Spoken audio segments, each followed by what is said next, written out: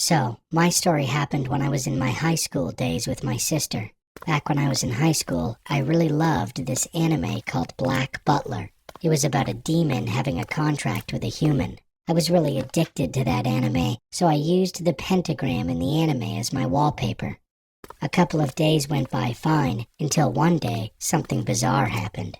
My sister, who was in college at that time, and I, who was in high school, shared the same room. We had a bunk bed. My sister slept on top while I slept on the bottom.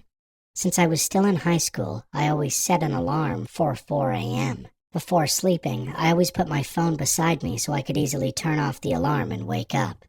So me and my sister were about to fall asleep. We turned off the lights and hit the bed. While we were sleeping, my alarm rang. I tried to grab my phone while my eyes were still closed because I was still sleepy. But while trying to search for my phone, I was a bit confused. I couldn't find my phone beside me. The phone kept ringing, and I even asked my sister in a sleepy tone, "Where is my phone?" She answered back in a sleepy yet annoyed tone, "I don't know." Since the alarm was still ringing for like 5 minutes, I asked her again, "I can hear it up there. Stop joking around and give it to me." Then she answered back, "Okay, I found it. Here you go."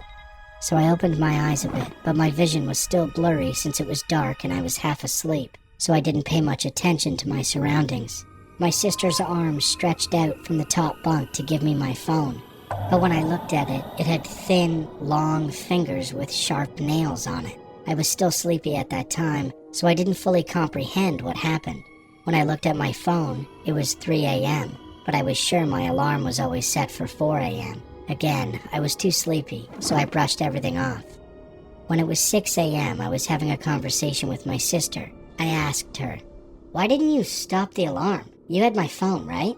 And then came the scary part. My sister replied in a confused tone, "What the hell are you talking about? I was never awake to begin with.